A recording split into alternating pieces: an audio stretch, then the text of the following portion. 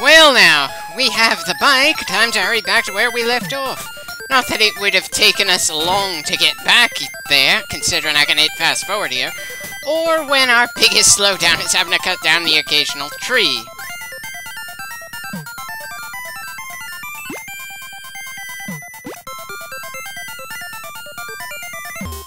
Yeah, definitely didn't take long.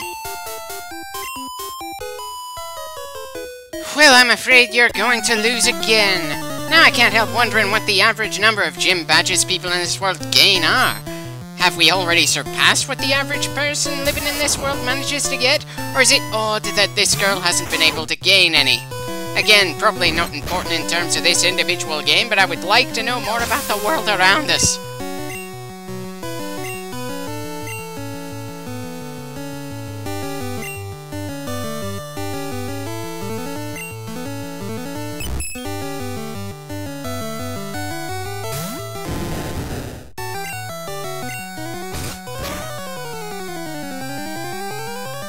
Yeah, poor girl definitely isn't getting even a minor victory against us in this fight.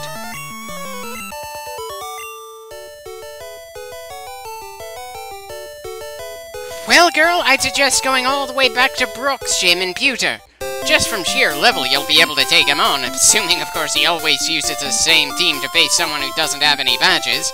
Anyway, may as well get off the bike when the only thing we can see in here are the walls. Also, hope nobody minds that I'm gonna be fast-forwarding through all but the trainer battles in here.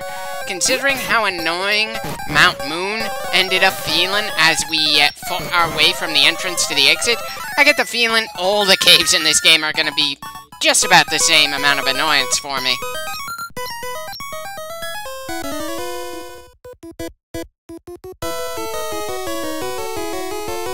I'm sorry, was that a G Gundam reference?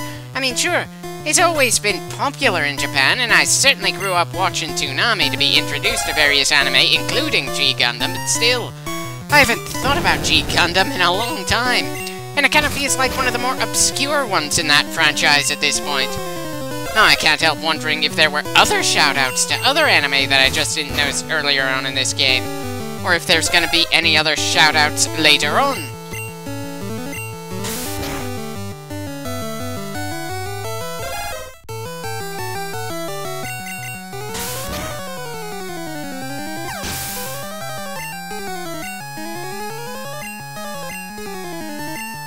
Kinda disappointed we didn't see any fighting types with this Pokemaniac. After all, G Gundam was a show that involved martial arts, while piloting large robots. But again, like with so many other things, maybe I'm just looking at things too carefully.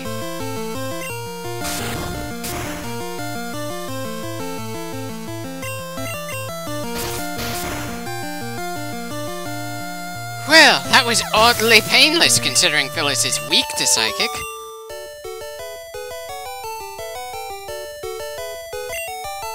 I'm afraid we're not even at the halfway point of the game at this point. At least if I remember correctly. Still, credit where it's due. I like the fact that he shrugged off the loss and just wants to grab a Zubat now. Shouldn't take him too long to find one in here. They're fairly common in caves after all.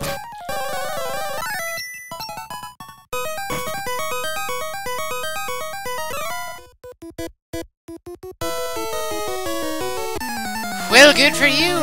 Unfortunately, I don't have a talent in drawing, otherwise I'd probably be doing something that's similar to Jaden to add even more personality to this LP. Ah, well, work with what you got. And wow, I was not expecting to see regular trainers with Pokemon higher leveled than ours. At least not until we got to the other side of this cave. Sure, it's not much of a level difference, but think about just how much higher level a gym leader typically is compared to the trainers around the city they're assigned to. Kind of concerning for our future, at any rate.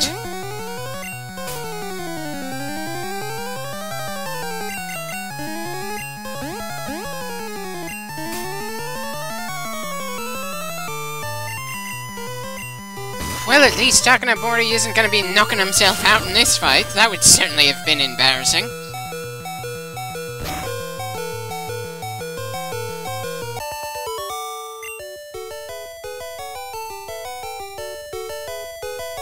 I'd say Taki here is more exhausted than you are. Need to make a run to the Pokemon Center again. I'd offer to take yours as well, but then it's not like you actually want to leave this section of Darkened Cave. Hell, why is it that a player with a Pokemon that has Flash is the only possible source of light in here? You'd think the various trainers scattered all over this cave system would have lights of their own. Lamps, flashlights, something. But no, if the player is unprepared, then everyone else has just as well to make things harder on the player. Ugh. It's just annoying.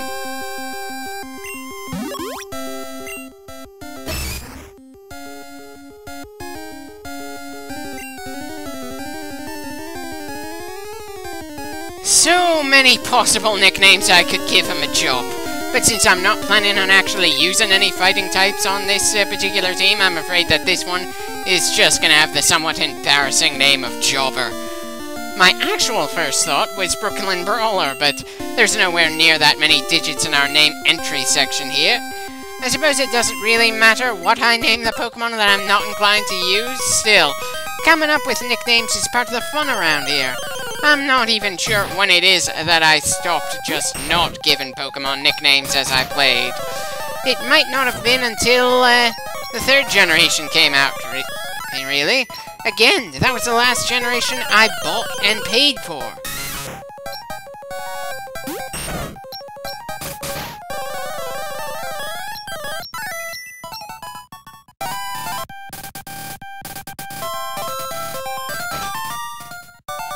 You're gonna get pretty familiar with us, ma'am. Because it's probably gonna take us quite a while to get to the other side of the next cave system, especially since we have to feel our way to the other side.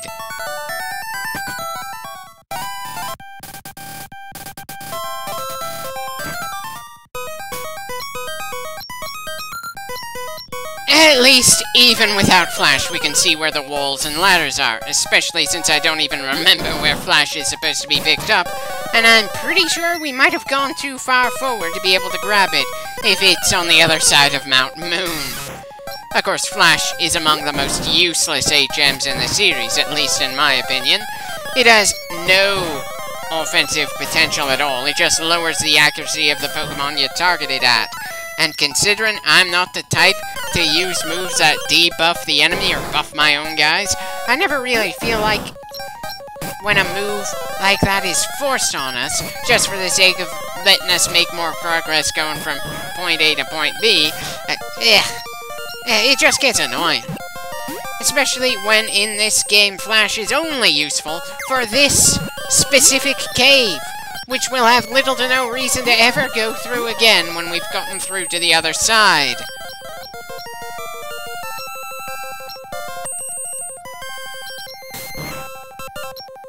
Yeah, as much as I may like Onix, it just isn't worth the annoyance of actually capturing, especially since Marbleback is just better at what Onix would provide to the team anyway.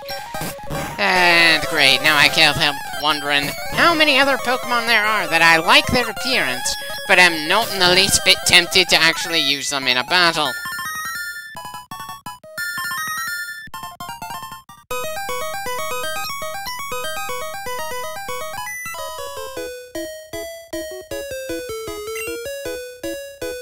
When we win, can you please give us whatever it is that's letting you see other people in this darkness?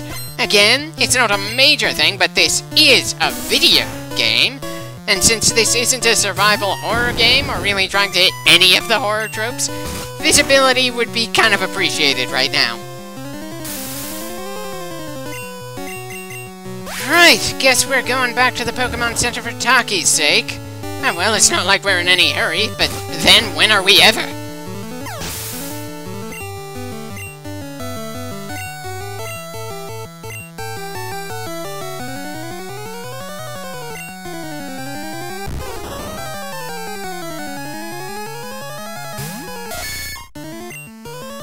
Probably should have sent out Neo instead for the super effective hits. Not that this fight is quite close enough for that sort of thing to make a major difference. Again, bit of a shame that there are so few battles in the mainline Pokemon games that make you have to be all that tactical when dealing with your opponent.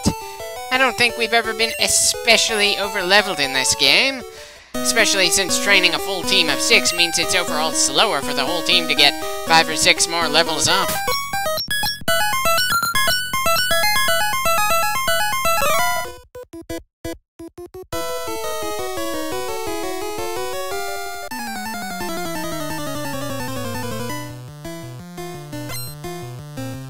Part of me wants to groan since I should have just gone back to the Pokemon Center to heal Takanabori before we got into the next trainer battle.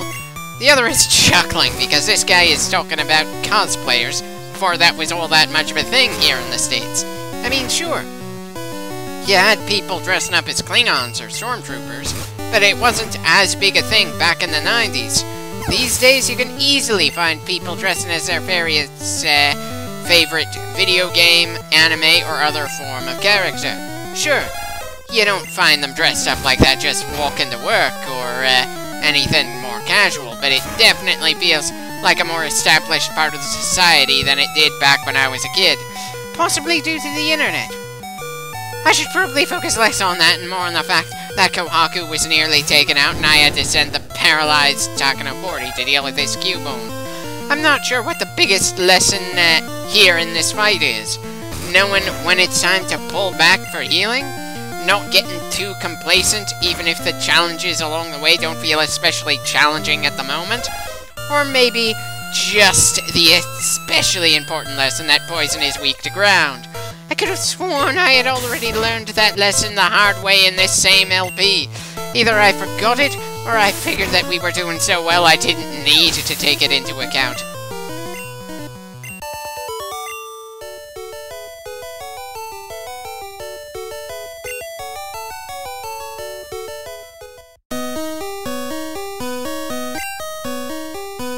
I assume some Pokemon are easier to dress up as than others. At the very least, it's probably less of a hassle to dress up and put on makeup to be a Mr. Mime than it is to twist your body around a bit and grab some hover tech in order to look like an especially large horsey. Still, probably easier to dress up as a Pokemon in the first generation than some of the later ones. Sure, there are some stranger-looking Pokemon than others in the original 150, but still, you've got a number of simple shapes and body types, whereas some Pokemon are just absolutely absurd. I suppose it'd be a bit unfair to bash some Pokemon designs before we've actually seen them, especially since some popular Pokemon I can't find it in me to care all that much about, while others that plenty of people don't seem to care for, I kinda always like to see.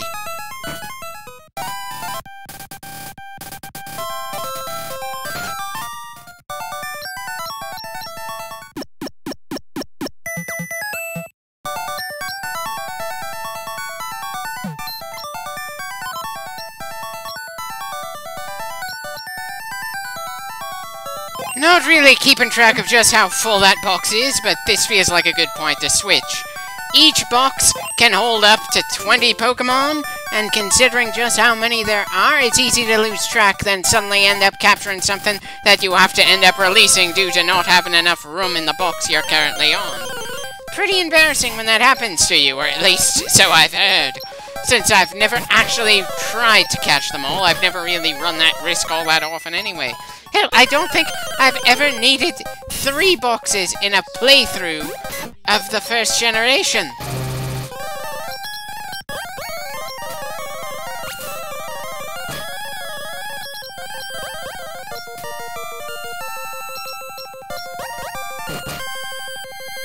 Well, Nim's looking more worn down than I'd think, considering he was just fighting wild Pokemon.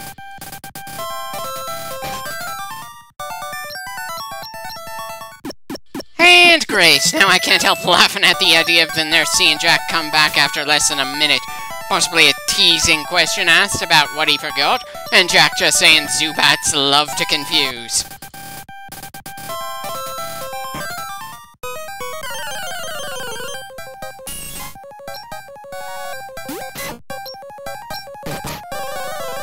Hopefully this time, going through will make some actual progress instead of needing to pull back due to bad luck. Though, just to be sure, I think I'll be just a bit more tactical for the sake of not getting quite so worn down as we keep making progress.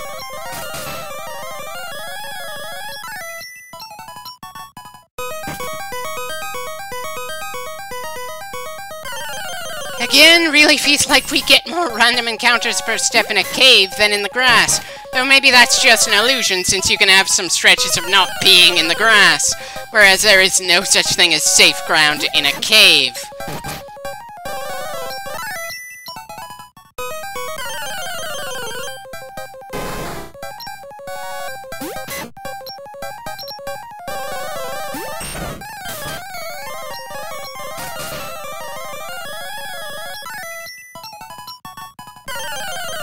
Literally just 2 steps forward and we get another one.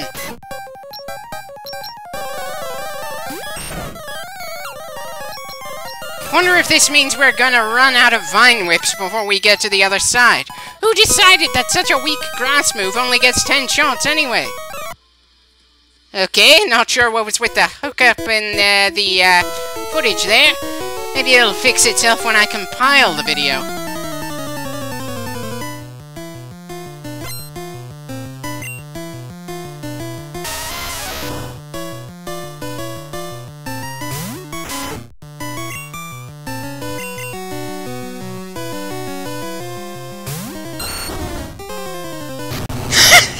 Oh, that spiteful prick! His first damn move is to blow up!